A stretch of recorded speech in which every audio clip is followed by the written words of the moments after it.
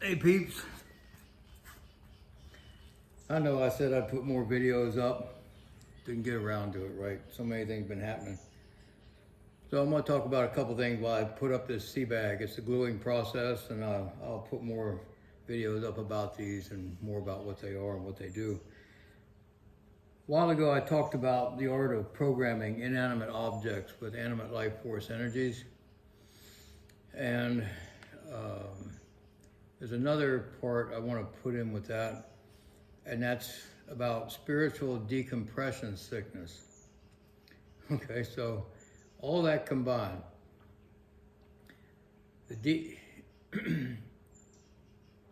for someone in especially real shamanism, you go through these phases, you get up to this certain level, and you have to be able to give away the skill sets and knowledge that you accumulated within that phase to other people. It's like you're keeping your hands empty so you can go get new things. And so you have to go through this period where you're just downloading in as much as you can. Why this happens this way, I don't know.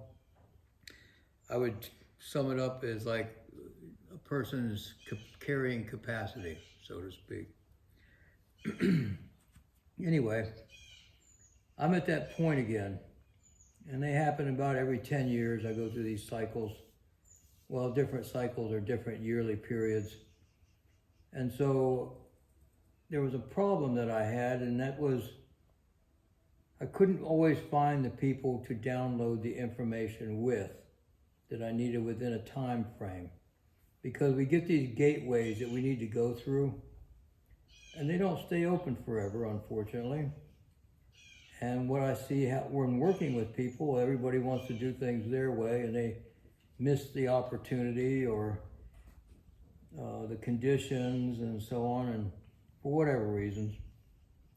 And in that gateway, that just shuts, that opportunity passes by, or it goes off to another person.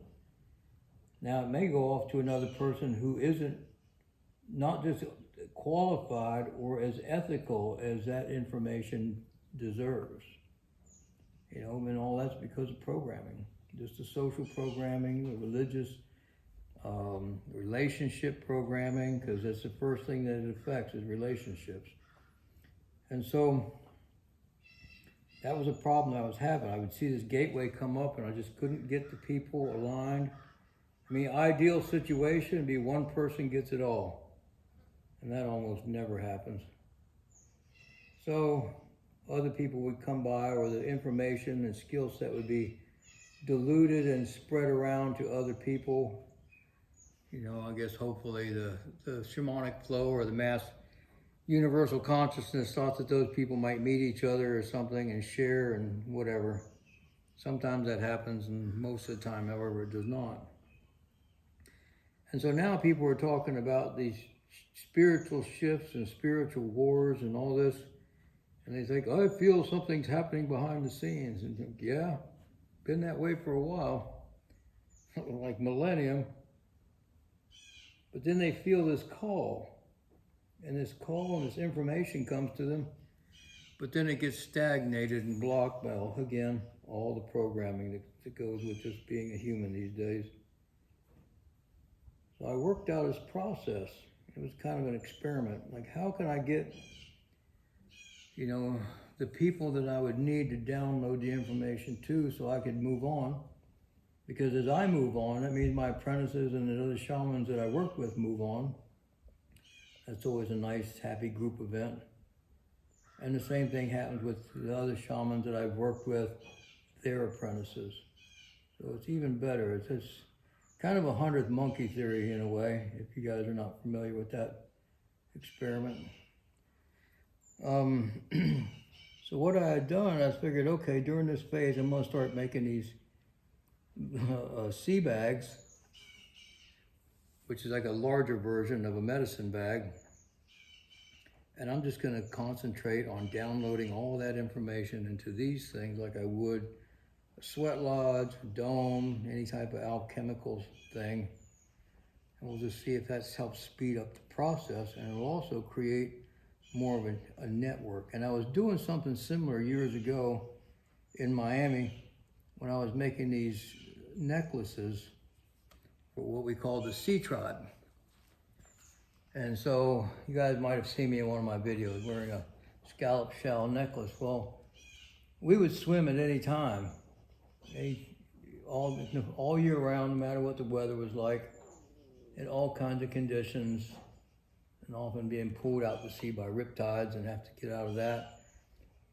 But it was this really calm feeling that you had to have all the time if you wanted to swim through that stuff. And it was working. I could even give one of these necklaces or let somebody wear one that was going through some really heavy stuff, and you could just watch them calm down as if they were medicated. So I've been doing that kind of work for a while. I mean, I was making those necklaces for 7 years just in that area. And it works, so I thought I'll just go ahead and do this. Well, about a month or so ago, I was in Miami again with another shaman, Elisa Glazvaye, and I gave her a bag, and I gave someone that was thought about working with her another one. And so, make the story short, both of them really started to have some nice positive life changes, revelations about things. And then right after that, I went to back to Cluj-Napoca, Romania, and did the same thing. You know, so I thought, well, you know what? I'm just going to go ahead and put more of these out and let the messages come to me just like they did when I was making the necklaces and the medicine bags. And lo and behold, you know, it's working actually better and even faster than I planned, because it's also forming a stronger network.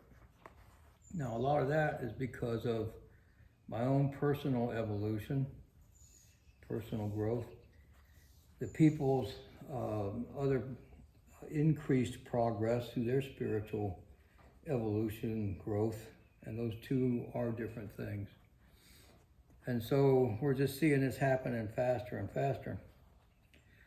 The spiritual decompression sickness that I mentioned earlier is a thing that happens when someone goes through an evolutionary process and they get to the point to where their current environment is just not conducive to their existence at all, and especially their spiritual growth. Kind of like in scuba diving, you go into a different depth, you know, let's say below 100 feet over 10 minutes, you know, the nitrogen starts to build up in your blood, and then when you decide to come up to the surface, you get what's called the bends. It's a really uncomfortable feeling. I started to get a little bit of it one time and went back down deeper. I just didn't wait long enough and come up slow enough because I was running out of air. You know, typical young man stuff, you know, not paying attention. But it's a lesson I learned real clear. And so what can happen is you are making this rapid progress and you're going deeper and deeper, but then you have to come back to everyday life. And when you're coming back to everyday life, that's when it's kind of like that spiritual decompression sickness. You're getting the bends of life. You know, when people go to have wonderful experiences, you know, I've come to retreats that I've done really, you know, weekend full sweat lodges and big clearings, and then go back to everyday life, and then they're like, I can't do this life anymore. They're out of their relationship. They quit their job. They do all kinds of things because they just can't stand the effect of coming back into everyday life. And this is a normal thing that happens with people. And I tell them that, especially when I'm getting new apprentices and going, here's some things that are going to happen to you, you know, if you really want to continue down this path. And they're like, oh yeah, I can handle it. And then when it actually comes, it's like, uh-oh, that spiritual oh fuck factor. Oh fuck, Hawk was right, oh fuck. Now it's happening to me, what am I going to do, kind of a thing. And that's just part of shamanic life, people. So I'm going through this phase now of all of that. And, you know, it's making me make some changes that are somewhat disruptive to my normal curriculums, my work schedules and travel plans and things like that. But if I really want to have the power that I say I want to have and live and increase my abilities, especially in the healing aspects, working with people, you know, I have to kind of like bite the bullet and just go through the process. Of course, other people don't like that as much, but, you know.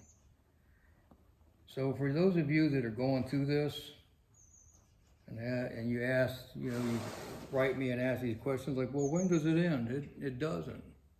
And that's the point. You really don't want it to end. Because if it ends, it means that you've stopped, you've stagnated, you're not going any further. You know, and then you go back, you start to seep back into normalcy, the life you had before shamanism. And I don't want to go back. In my younger years, you know, I got tired of stuff and go, oh, man, I'd just like to have a normal life again, get a normal girlfriend, get a cat, a normal job. That wears off real quick, you know. And then I'm back into it, you know, back in the jazz. And that's really where I like to be, you know, as uncomfortable as it can be sometimes. You know, if you guys have any questions about this, you guys can leave comments, you know, and I'll get back with you. So with these medicine bags, people have been noticing the sea bags. People have been noticing some big changes in themselves and stuff like that. And it helps people kind of rewire themselves into these changes everybody's talking about, you know, and because the hardest part about these changes and the spiritual war that we're in is just what really makes it all difficult is resistance. You know, either you're in or you're not. And what happens with people, they want to do a little bit of the process, but not the whole thing because it's inconvenient. Well, I'll tell you this, the plan that our puppeteers have for you is real inconvenient. If you think shamanism is weird, these people, they want you subjugated to the worst degree, you know, and they're very, very focused on their plan. So, by the way, I also, just like the medicine bags I used to do, I also do these kind of a custom way. In other words, somebody can tell me about the process that they're going through, and I'll make one of these for them. You can use them as carry-on bags to the, on the airplane. You can use them as laundry bags, gym bags, all kinds. This one here is 18-ounce canvas. It'll take a couple years to break in. But I'm hearing back positive results with them. People seem to like them a lot. And so what I do is I glue this seam in here, and then I sew through it with wax thread. It makes it last even longer.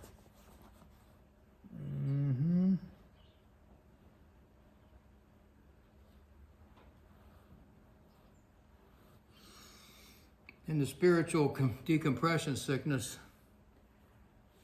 the only way to really deal with that, if you're not going to make a full shift into full-time shamanism, is you have to do the same thing that divers have to do if they stay down too long, you know, and that's stay in a decompression chamber.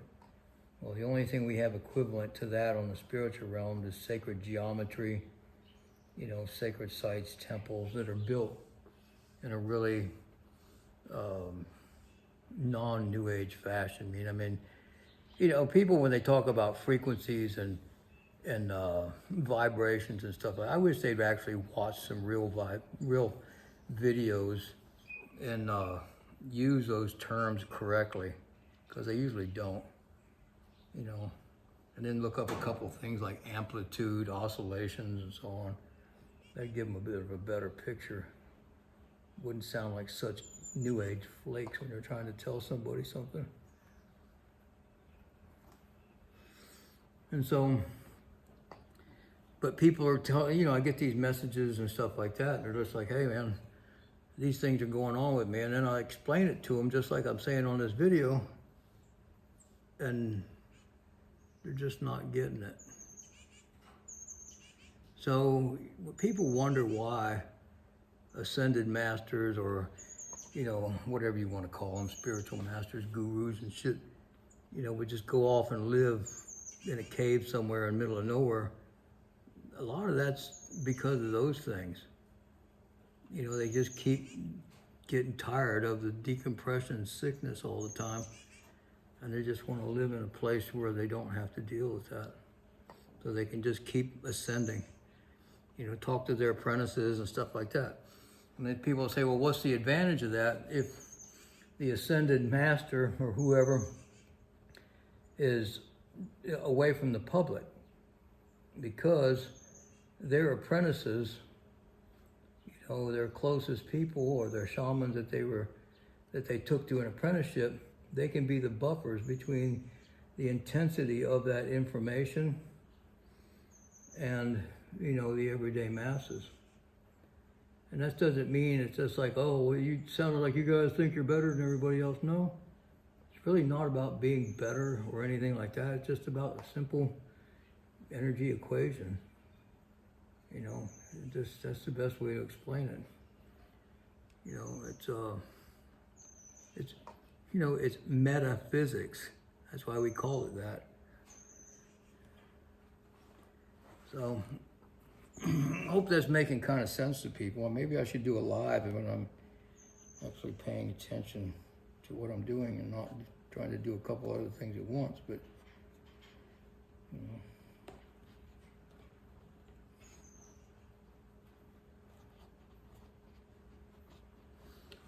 So this is how these things go together. Like I said, it makes a really nice, strong seam. The colors do make a difference. You know, this one's kind of like the height of spirituality, this kind of deep blue like this. People call it navy blue, so it's the depth of the ocean or the height and altitude of higher learning. You know, it's all how you perceive those things. Perception is reality. It's sewn with wax thread. You know, people can ask for different colors depending on what they're going through. And so, people have asked me about my boat. My boat is ready for the water. I just wanted to put some more bilge pumps in there. I just feel a lot safer about that if I did that. And thought I was going to Spain next week to work with somebody else that was a cancer patient and some other things, you know, but I had kind of a reality check about some of the material that I'm telling you guys about and realized that I really need to change tracks in how I'm doing stuff, you know, because the decompression, spiritual decompression affects sickness. As I say sickness, it sounds like a bad thing, but you know, just the inefficiency that I was operating at. I wasn't at my full potential because I was compromising myself. You know, I can at least say for really good intentions, you know, but that's just the way it worked out. So here we go. You can see the bottom of it. That's about the height of these things. It's about 1 foot diameter. And I let this glue sit in these seams for maybe a couple hours, depending on the temperature. And then I start stitching it up with that wax thread, and then it's done. People can choose which kind of rope, what color rope they want to go into for how they feel with that, change things. Some of them I put pockets on, some of them I don't. But it's like a big medicine bag, like a medicine bag you wear, yeah. But it's kind of like a lot bigger one, so you can put all your life in it.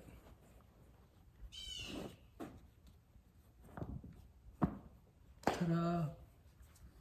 Okay, people, if you like the video, leave some comments, like, subscribe, all that good stuff, and I will catch you guys later.